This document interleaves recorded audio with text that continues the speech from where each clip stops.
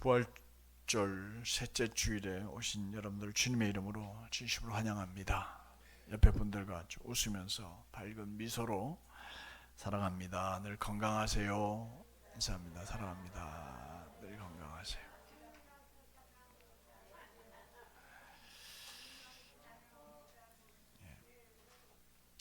사망 권세를 이기시고 부활하신 우리 예수님은 하늘로 승천하시기 전 약 40일 동안 땅에서 지내셨습니다. 때로는 제자들과 함께 지내기도 하셨지만 모두 40일을 제자들과 함께 지낸 것이 아니라 어디서 무엇을 하셨는지 분명하게 나타나 있지 않지만 누군가를 만나고 계셨을 것입니다.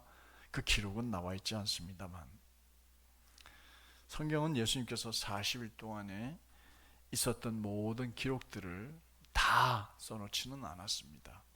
그러나 분명한 것은 부활하신 예수님께서 제자들에게 나타나셔서 제자들과 사람들을 만나 주셨다는 겁니다.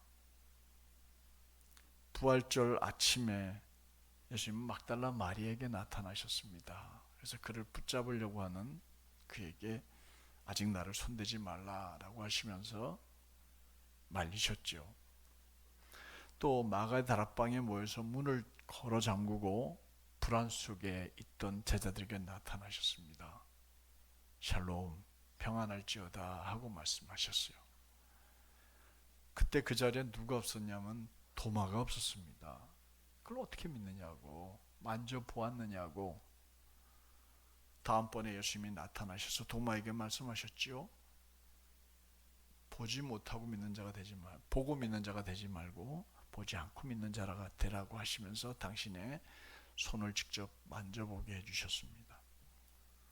심지어 갈릴리 바닷가로 돌아간 베드로, 안드레, 야고보, 요한 그들과 함께 또 3명이 함께 갈릴리 바닷가로 갔을 때 고기 잡던 그들에게 주님 나타나셨죠.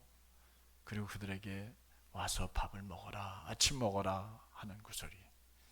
제가 성지순례 갔다가 그 갈릴리 바닷가에서 하룻밤을 자게 되었고 그때 잔 적이 있었는데 우리 그때 가셨던 박정인 권사님 기억나실지 모르겠지만 그때 우리 함께 거기서 애찬식하면서 그것으로 아침을 대신한 적이 있었습니다. 정말 가슴이 뜨거웠던 그런 기억이 납니다. 그 뒤로 예수님은 예수 믿는 사람을 잡아다가 예루살렘으로 데리고 오려고 다메섹으로 달려가고 있던 바울에게 나타나셨습니다. 그리고 오늘 우리가 읽은 본문에도 보면 2명의 제자에게 예수님이 나타나십니다. 바로 엠마오라는 고향으로 내려가고 있던 사람이었습니다. 이 엠마오는 예루살렘에서 서쪽 지중해 쪽으로 약 25리 떨어져 있는 곳인데 그 마을로 돌아가던 곳이었어요. 근데 지난번에 제가 마침 성지순례 때 그 엠마오로 내려가던 길에 제자들이 예수님을 만났던 장소를 기념하는 교회가 있고 그 장소에 가본 적이 있어요. 사진을 좀 볼까요? 예, 거기에 가니까 이렇게 예수님 벽화가 그려져 있었습니다. 여기서 부활하신 예수님을 2 제자가 만나는 장면이 거기에 그려져 있었습니다. 그 동네였다는 거예요. 거기에 교회가 세워져 있었고 교회 윗뚜껑은 다 없어지고 벽만 남아 있더라고요. 그 다음 사진을 보면 바로 이 동네입니다.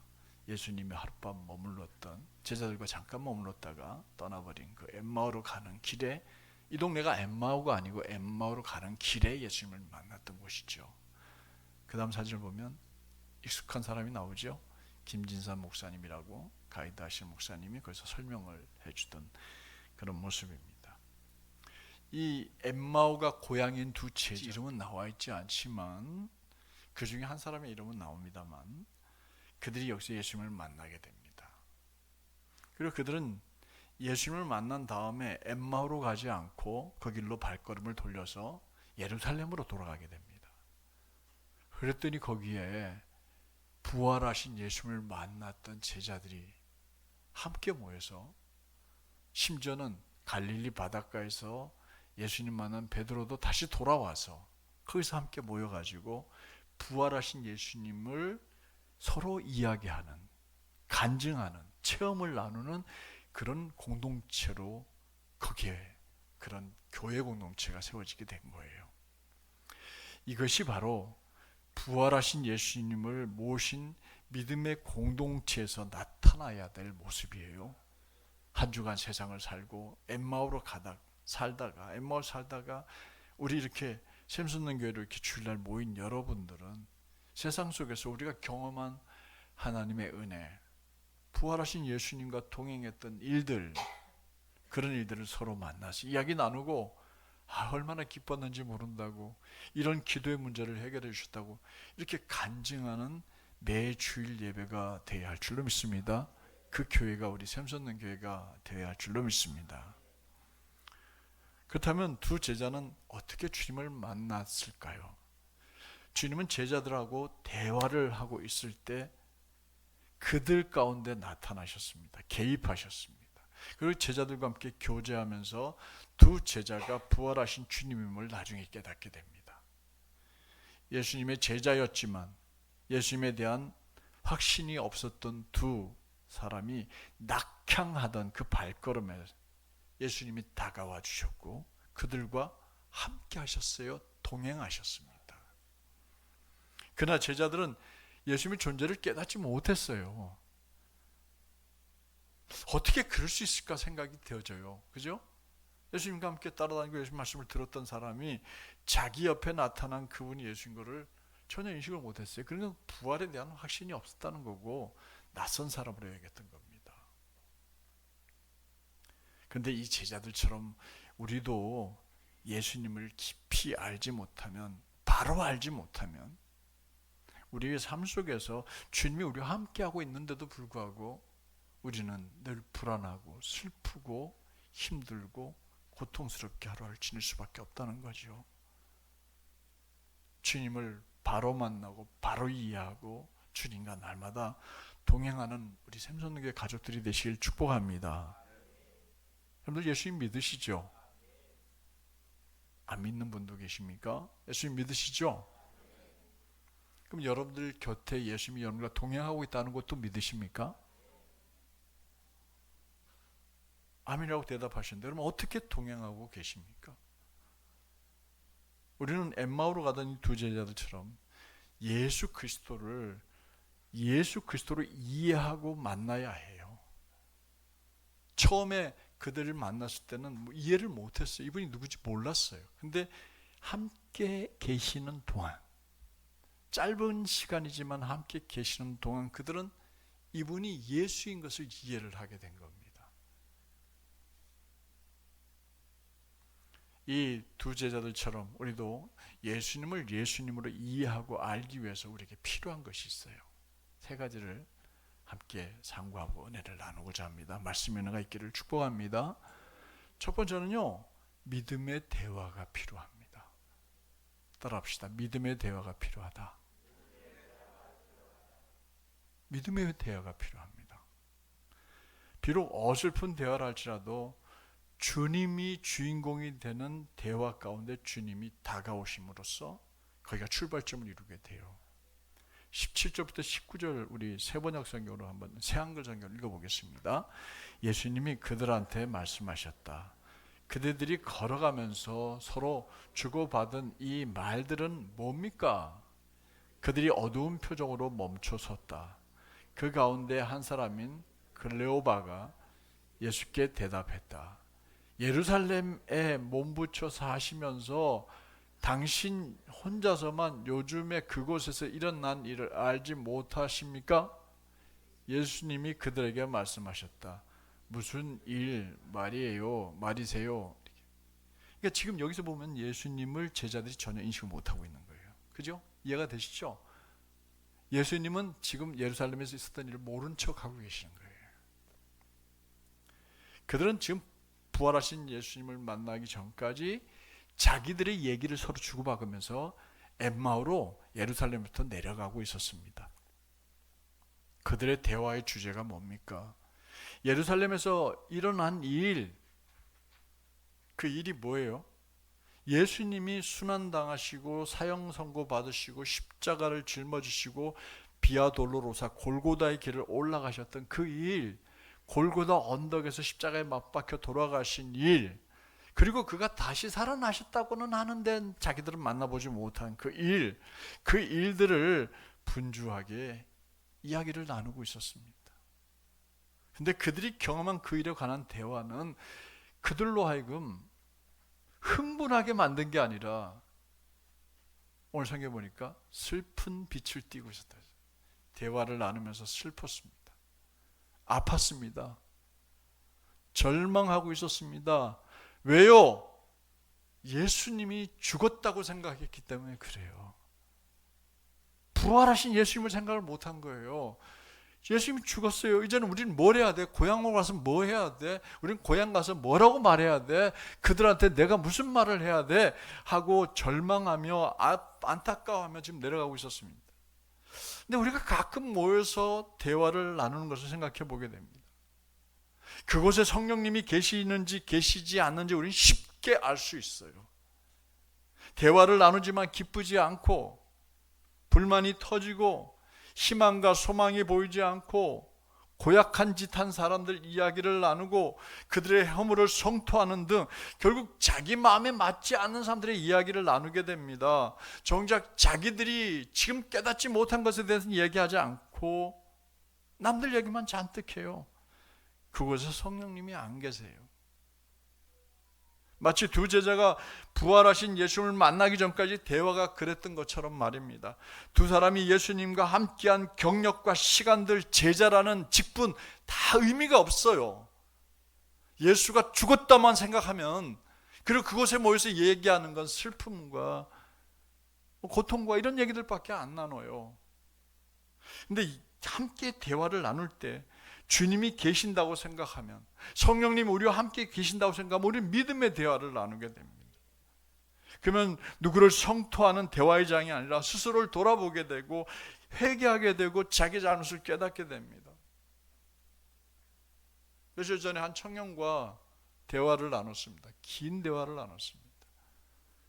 근데 그 청년과 나눈 대화 속에서 저는 아픔과 슬픔과 고난을 생각하지 않았습니다. 희망찼습니다. 그 청년은 저한테 하나님 말씀을 중심으로 이야기를 나누는데 참 제가 오히려 은혜를 받았어요. 참 은혜가 됐습니다. 자기가 어떻게 성경을 읽고 어떻게 주님을 만났고 무슨 말을 주님이 하시는지 성경을 통해서 뭘 깨달은지 저한테 얘기를 해주는데 제가 참 감사했어요.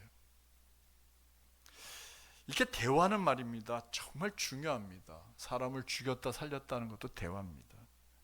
한 고등학교에서 상습적으로 다른 사람 물건을 자꾸 훔쳐가지고 그걸 알게 된 선생님이 그들을 퇴학시키려고 학교에서 준비하고 있는 상황이었습니다.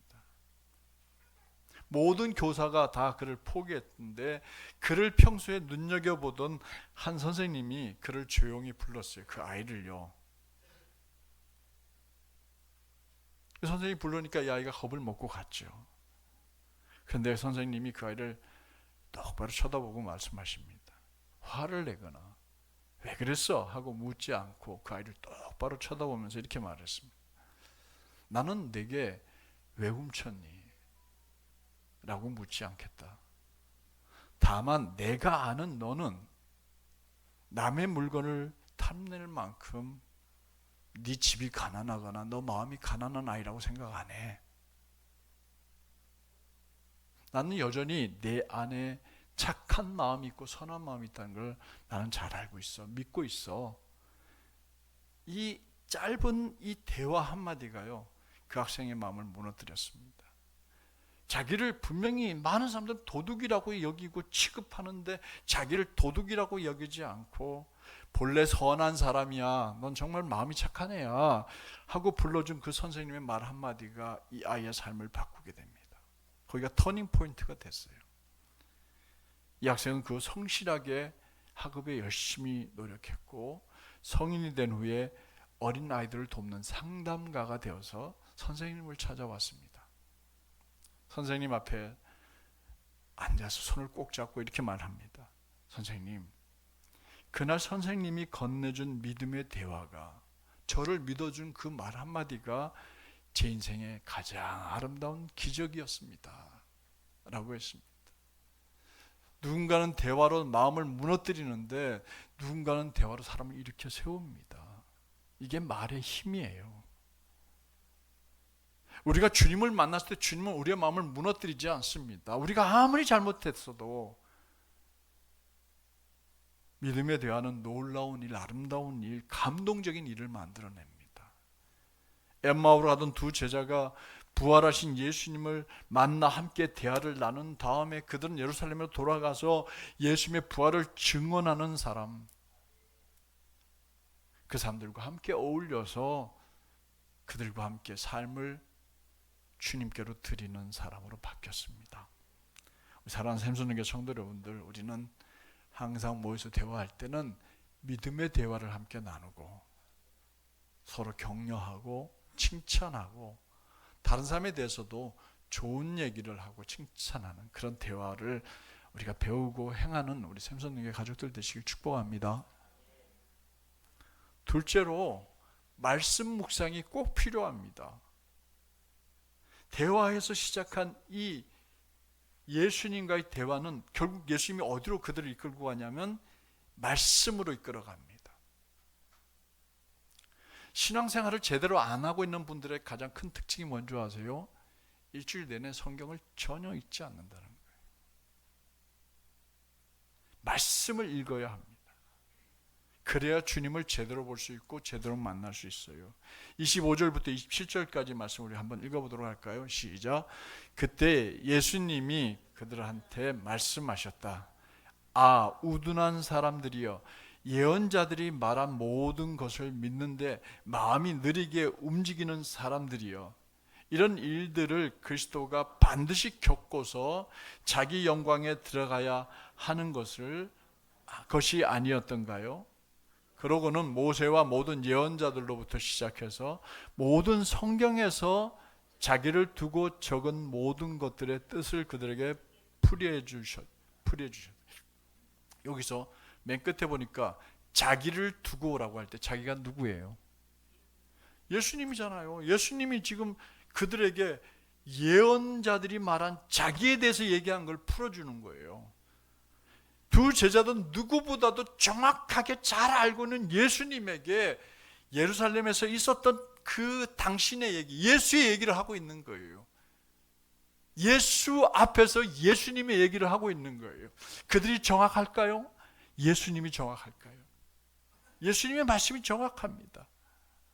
그것도 그 일을 모르는 사람이라고, 이상한 사람이네, 예루살렘에서 내려가면서 어떻게 그 일을 몰라 하고 취급했으면서 둘만의 이야기 속에 슬픔과 답답함과 공허함과 절망을 가지고 서로 얘기하면서 우리 어떻게 하면 좋아, 이런 얘기를 하고 가고 있는 그 중에 나타나신 예수님, 그 예수님은 하나님의 말씀, 그것도 당신의 대하에서 예언하신 하나님의 말씀을 그들에게 풀어서 얘기해 준 겁니다. 그렇습니다. 여러분들, 말씀이 없는 인간적인 대화는 늘 그래요. 슬픕니다. 뭐 대단한 걸 서로 얘기하는 것 같지만 마지막에 가면 공허합니다. 왜냐하면 그들 가운데 하나님의 말씀이 기준이 안 되기 때문에 그래요. 조금 전에도 말씀드렸지만 청년이 저하고 얘기를 하는데 자기는 성경 읽는 게 너무 좋다는 거예요. 그래서 그 말씀이 주는 의미를 자기는 깊이 새긴다는 거예요. 말씀이 있으면 얼마나 좋은지 몰라요. 말씀이 살아있는 사람은 얼굴이 밝아요. 자신감이 있어요. 말씀이 없으면 신앙생활은 헛된 겁니다. 사람의 말이 들리면 안 돼요. 말씀이 없는 인간적인 대화가 늘 그래요. 그러나 예수님은 그들 가운데 하나님의 말씀을 읽어주셨어요. 그리고 하나님의 말씀을 풀어주셨습니다. 그리고 생각하게 하셨습니다. 뭐라고 했어요? 이 우둔한 사람들아, 오늘 어쩌면 일주일 내내 성경을 덮어놓고 사는 우리들에게 이 우둔한 사람들아 라고 책망하시지 않겠어요? 하나님 말씀 안 들으니까 오만 딴 것만 생각이 나요. 그건 제자고 직분이고 중요한 게 아니에요. 하나님 말씀을 읽고 하나님 말씀 안에서 살아야 되는데 하나님 말씀을 읽지 않아요. 말씀을 읽으세요. 그러면 말씀이 꿀송이보다 다 단 것을 압니다. 근데 어떤 분들은 성경만 딱 피면 어떻게 돼요? 꼭 마태복음 1장만 펴가지고 읽기 시작하면서 누가 뭐 낳고 하다 보면 졸려가지고 아이고 성경 되게 재미없네 덮어버려요. 아닙니다. 읽으세요. 제 친구가 문자를 보내왔어요. 제 고향 친구고 불알 친구입니다. 초등학교 친구인데 지금 부부가 교회를 안 나가요. 제가 아침에 묵상 글을 보내면서 가끔 문자를 보내줘요. 근데 친구가 나한테 언젠가 그런 얘기 했었지. 주님을 인격적으로 만나야 한다고. 인격적으로 내가 만난다고 했는데 내 교회 안 나간 지 8년이나 됐어요. 어떻게 해야 내가 예수님을, 주님을, 하나님을 인격적으로 만나서 대화를 나눌 수 있을까? 그 인격적인 만남이 뭘까? 하고 저한테 글을 보내왔어요. 저는 내가 이 대답은 신중하게 해야 되겠다 생각이 들어서 친구야 가볍게 대답하고 싶지 않고 내가 친구를 위해서 일주일 동안 교회에서 계속 기도할게. 그리고 난 다음에 주님이 주신 말씀을 친구한테 보내줄게. 그래서 저는 기도합니다. 근데 주님은 제 마음속에 며칠 전과 청년과의 대화에서 떠올리게 하신 말씀이 있어요. 친구야 성경을 읽어. 그리고 하나님 말씀을 들어. 분명히 거기서 친구를 부르는 주님의 음성이 있을 거야. 널 인격적으로 만나고 싶어하는 주님의 음성을 들을 수 있을 거야. 제가 그렇게 편지를 쓰려고 지금 준비하고 있습니다. 주님의 말씀에 집중하세요. 다른 사람들의 얘기에 기솔깃하지 말고 다른 사람들이 다른 사람을 또 이야기하는 것에 기솔깃해하지 말고 주의 말씀에 귀를 기울이세요. 그게 익숙하지 않으니까 우리는 그런 만남을 잘 못해요. 그런데 하나님 말씀에 집중하셔야 합니다. 말씀이 은혜로 다가오는 순간 우리는 예수님과 그제서야 동행하고 있다 이렇게 고백할 수 있는 겁니다. 한국의 슈바이처라고 하면은 이분을 떠올리게 됩니다. 사진 보세요. 이거 누군지 아시죠? 이거 이름이 밑에 들어가 버렸네. 누구죠? 장기려 박사. 만난 적은 없지만 이름은 들어보셨을 거예요. 한국의 슈바이처라는 분이세요. 이분의 특징이 뭐냐? 평생 말씀을 읽고 묵상하면서 그날 떠올려지는 대로 성령님이 주신 말씀대로 살았던 사람이세요. 매일 아침 성경을 읽으면서 그는 낮은 데로 가라, 더 낮은 데로 흘러라 이런 마음을 늘 마음에 새겼다고 합니다. 그래서 그는 평양연합기독병원의 과장이었는데 거기서 피난민으로 내려왔잖아요. 그 피난민을 위해서 부산에다가 천막을 쳐놓고 복음병원을 진료소로 시작했던 분이셔요. 알죠? 그죠? 평생 자기 집 한 채 없이 병원 옥상에서 살았습니다. 한 번은 병원비가 없어서 환자가 안절부절해요. 제가 폐결핵 걸렸을 때 한강 성심병원, 영등포에 있는 그 한강 성심병원에 입원한 적이 있었어요. 응급실로 실려갔거든요. 폐결핵 때문에 피를 막 토해가지고. 근데 거기 누워 있는데 제 귀에 돈 떨어지는 소리가 들리는 거예요. 그때 어머님은 아버님하고 이제 목회를 접으시고 용산에 와가지고 조그만 구멍가게를 하셨거든요. 그때 허재 선수가 우리 집 단골 손님이셨습니다. 그때 고등학생이었거든요. 용산고등학교. 근데 그 정말 어렵게 그 생활하고 계시는 부모님 때문에 귀에서 이게 딸랑딸랑 소리가 들려요. 그래서 제가 의사 선생님한테 빨리 퇴원하게 해달라고 그랬더니 왜 그러냐고 해서 제가 너무 어렵습니다. 그래서 그 선생님이 저한테 처방전을 써주신데 약 처방전이 아니라 자네 나가서 꼭 먹어야 될 게 있네. 뭘 먹어야 합니까? 보신탕을 꼭 먹어.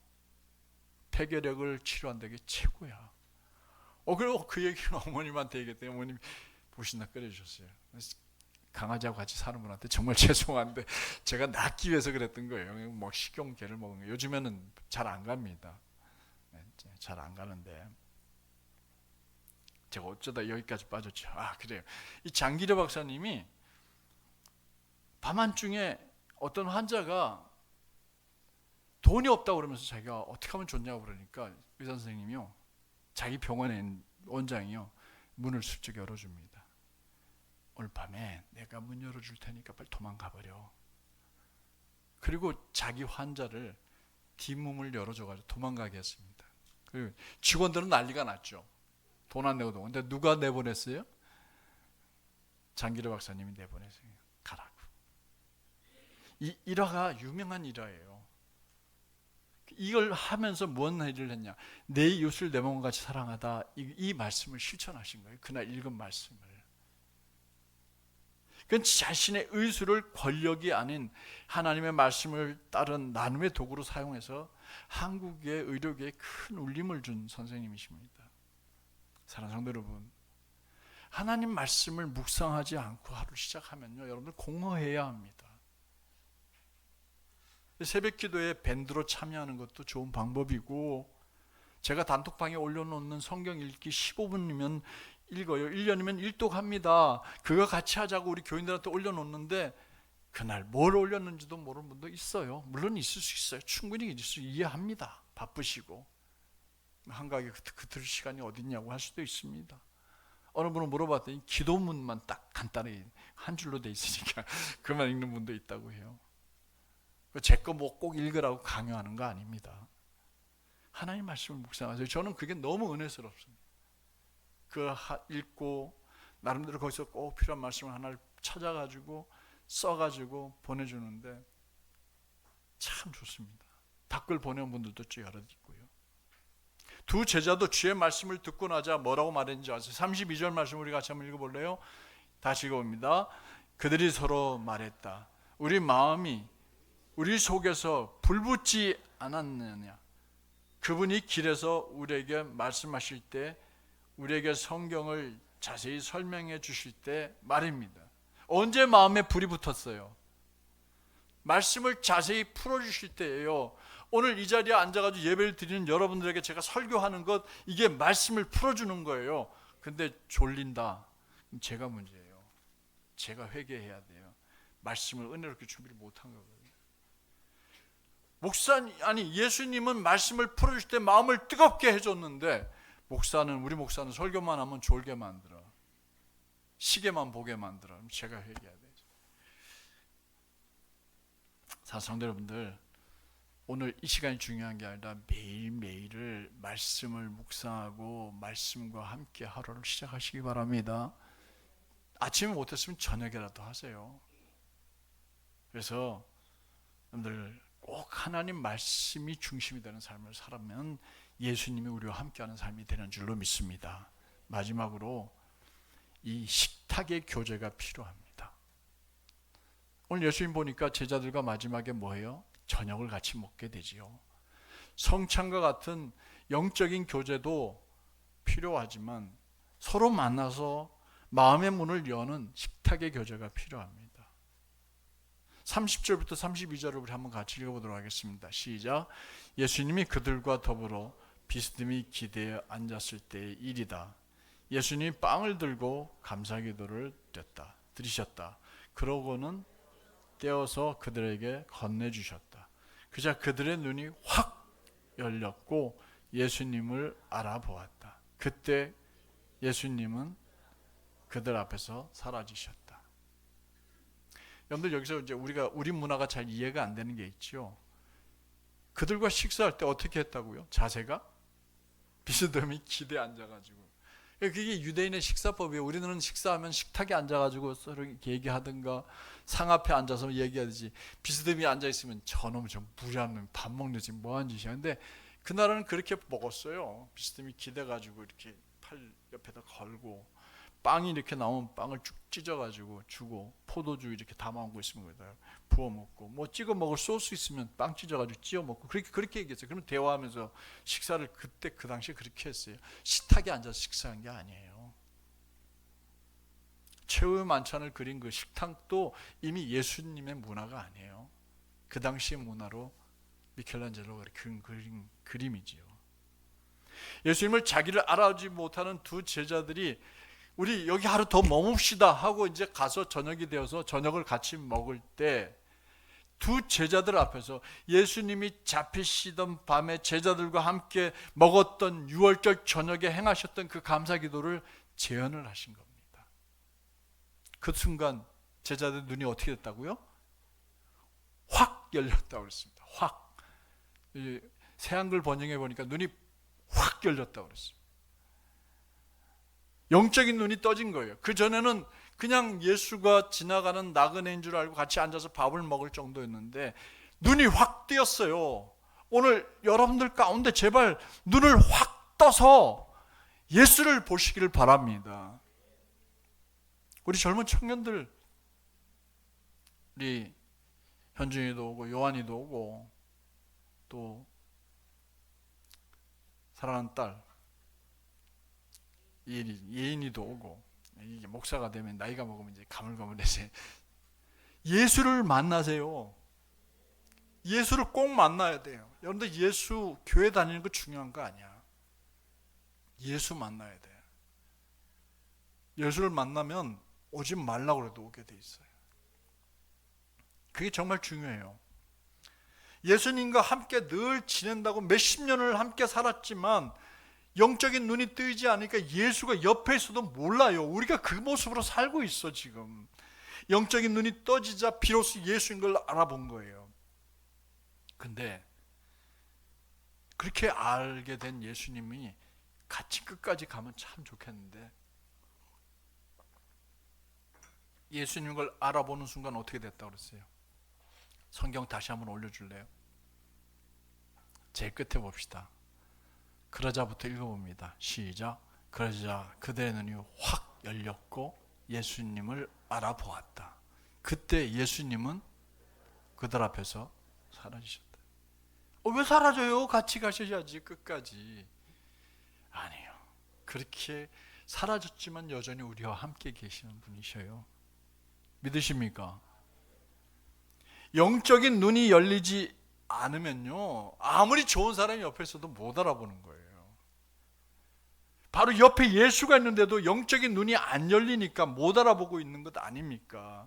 영적인 눈이 열리지 않으니까 함께 있는 남편이 하찮아 보이고 아내가 우습게 보이고 부모님이 다른 부모보다 못해 보이고 내 자식은 왜 저래?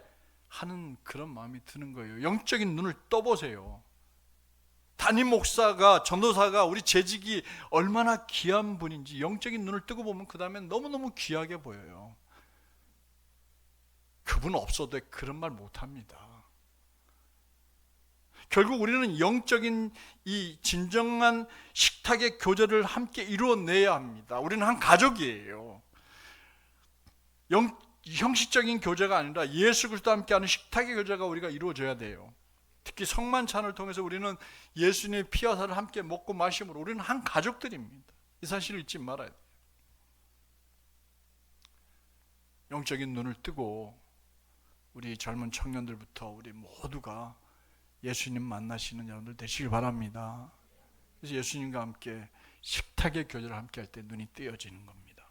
말씀을 정리합니다. 요한복음 15장을 보면요, 우리가 예수님과 함께 거하는 방법을 소개했어요. 제가 그거 얘기하고 마칠게요. 포도나무가 포도 열매를 맺는 정확한 방법이 하나 있어요. 여러분들 아는 거예요. 성경 보기 전에 뭐죠? 그죠? 뭐죠? 예? 뭐 하는 거예요? 수분? 수분. 수분이 필요해요. 수분을 공급받아야 돼요. 그러면 어떻게 하면 수분을 공급받을 수 있을까요? 포도나무가 포도 열매를 맺으려면 붙어 있어야 됩니다. 가지가 잘리면 안 돼요. 저희 집에 창에 조금 이렇게 다육이를 좀 집사람이 좋아해서 좀 심어놨는데 그거 딱 끊어버리면 집사람이 다육이를 튼튼히 키우려고 그러면 꽃대를 잘라버려야 된대요. 그래서 저는 싫어요. 그게. 그래서 맨날 투닥거려요. 그저 꽃 좀 보려고 좀 내비둬 그냥. 그럼 다육이를 튼튼히 키워야 되니까 잘라야 돼. 우리 사람 과감하게 자르는데 저는 못 잘라요. 조금 있다가 자를게 내가 자를게. 붙어 있으면 꽃도 못 피우고 끝납니다. 포도나무 가지에 붙어 있어야 해요. 요한복음 15장 4절 우리 새가 한글 성경 읽어보겠습니다. 내 안에 머물러 있으세요. 내가 누굽니까? 예수님이세요. 다시 봅니다. 내 안에 머물러 있으세요. 그러면 나도 그네들 안에 머물러 있을 겁니다. 가지가 스스로 열매를 맺을 수는 없습니다. 포도나무 안에 머물러 있지 않으면서요. 그처럼 그대들도 내 안에 머물러 있지 않으면 마찬가지입니다. 그렇습니다. 그대라는 말을 여러분들 이름을 넣고 마지막 절만 한번 읽어볼래요? 그처럼 여러분들 이름을 넣어보십시오. 시작.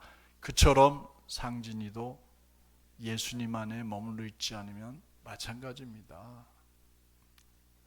우리가 진정으로 주님을 만나는 기쁨을 누리려면 주님께 붙들려 있거나 붙잡혀 있어야 합니다. 붙어 있어야 합니다. 지금은 잘 모르고 희미하지만 때가 되면 하나님이 우리의 눈을 밝히셔서 하나님 놀라운 은혜를 경험하게 하실 겁니다. 예수님께 붙어 있는 우리 샘선교회 가족들 되시길 바랍니다. 그게 예수의 제자로 사는 길인 줄로 믿습니다. 기도하겠습니다. 이 시간에 우리에게 주신 말씀이 세 가지입니다. 우리가 예수와 함께 있으려면 우리는 먼저 주님과 대화가 필요합니다. 또 말씀 묵상이 절대 필요합니다. 영적인 교제도 이루어야 합니다. 예수님 꼭 만나세요. 그냥 발걸음만 교회 다니면서 형식적인 그리스도인이라 말하지 마시고 예수를 만나세요. 예수님이 함께 있는 대화도 나누시고. 이 시간 우리 함께 잠깐 우리 같이 통성으로 한 1분만 기도합니다. 길게 안 하셔도 주님 저와 함께 해주세요. 이렇게 기도하겠습니다. 사랑과 은혜 하나님 감사합니다. 이 시간에 저희들이 주의 말씀을 듣게 해주셔서 감사합니다. 주의 말씀을 풀어줄 때 우리의 마음이 뜨거워졌음을 고백합니다. 아, 내가 잘못 생각했었구나. 주님 앞에 이 시간 고백합니다. 말씀은 없이 우리들 이야기만 잔뜩 늘어져 있는 것은 아닌지요. 우리의 대화 가운데 성령님이 계시지 아닌지요. 우리가 먹고 마시고 교제를 나누지만 정작 그 안에 주님 없이 말씀 없이 우리를 만나고 있는 건 아닌지요. 우리 자신을 돌아봅니다. 우리가 주님 안에 딱 붙어있는 성도들 되게 하여 주십시오. 우리의 마음이 뜨거워지게 해주세요. 예수님 이름으로 기도드립니다. 아멘. 사랑의 주님 감사합니다. 오늘 거룩한 주일 저희들을 주님의 전으로 불러주시고 엠마오로 가던 두 제자들 이야기를 통하여서 말씀을 풀어주셔서 감사합니다. 분명히 오늘 누군가에게 엠마오로 가던 두 제자의 가슴이 뜨거워졌던 것처럼 말씀을 들을 때 마음이 뜨끔하고 뜨거웠던 것을 경험하신 분들이 있을 줄로 믿습니다. 그냥 엠마오로 가지 말게 하세요. 그냥 어제 살던 그대로 살지 않게 도와주세요. 터닝 포인트가 되게 하시고 돌이켜서 주님과 늘 기도로 영적인 대화를 나누고 매일 조금씩이라도 말씀을 읽고 묵상하면서 주님과 더 깊은 교제를 나누고 또 식탁의 교제를 함께하는 샘선능의 가족들 되게 하여 주시옵소서. 특별히 젊은 청년들을 기억하여 주시고 어린 학생들을 기억하여 주세요. 부모님 손에 어릴 때부터 끌려다녔는데 어디서인가 한 번쯤은 예수님을 나의 주님으로 인격적으로 고백해야 됐는데 하나님 저들이 그런 고백을 꼭 할 수 있게 도와주시옵소서. 그래서 일생 주님 떠날 수 없는, 주님 떠나서는 살 수 없다고 고백하는, 주님과 함께하는 삶을 사는 우리 모든 학생들, 청년들 되게 하여 주시옵소서. 예수님 이름으로 기도드립니다. 아멘.